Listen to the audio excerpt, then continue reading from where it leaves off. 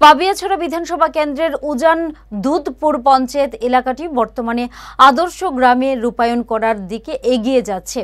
এলাকার বিধায়ক ভগবান চন্দ্র দাস গ্রামের লোকজনদের এই ক্ষেত্রে সহায়তা করে চলেছে। পঞ্চায়েত এলাকা হলেও পুরো এলাকার মতো 200 মিটার পরপর রাস্তায় আছে সোলার স্ট্রিট লাইট, আছে পরিশোধিত পানীয় জলের ব্যবস্থা, যা চকচকে রাস্তাঘাট। পুরো এলাকার মতো এই পঞ্চায়েত এলাকায় ডাস্টবিন রয়েছে, যেখানে পঞ্চায়েত থেকে দেওয়া হয়েছে। এলাকার বিধায়ক ভগবান চন্দ্র দাস পঞ্চায়েতের মাধ্যমে ডাস্টবিনগুলো গ্রামের বিভিন্ন জায়গায় রাখার ব্যবস্থা করেছে, যাতে করে গ্রামকে স্বচ্ছ ও নির্মল রাখা যায়। এই এলাকার জনগণ বিধায়ক ভগবান চন্দ্র দাসের কাজে খুবই খুশি। তাদের বিশ্বাস পঞ্চায়েত নির্বাচনে ভালো ফলাফল করবে বিজেপি দলের প্রার্থীরা।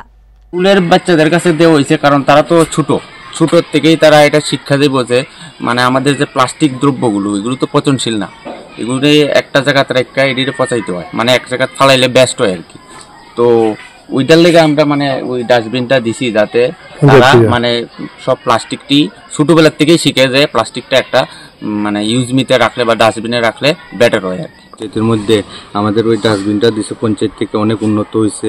ওই বাচ্চারা ডাস্টবিনে দিয়ে না ব্লুতে ফালাইতেছে, তরল পদার্থ ফালাইতেছে ওই গ্রিনে, লিকুইডটা ফাটাইতেছে ওই ব্লুতে। রাস্তাঘাট অনেক উন্নত হয়েছে, সোলার লাইটও দেওয়া হয়েছে। আমাদের এমএলএ ভগবান চন্দ্র দাসের উদ্যোগে অনেক কিছু রাস্তাঘাট হয়েছে, পানীয় জলের ব্যবস্থা হয়েছে। ওই আমাদের গ্রামে যে স্কুল আছে, স্কুলটা ইংলিশ মিডিয়াম স্কুল পরিণত হয়েছে, রাস্তাঘাট অনেক উন্নত হয়েছে।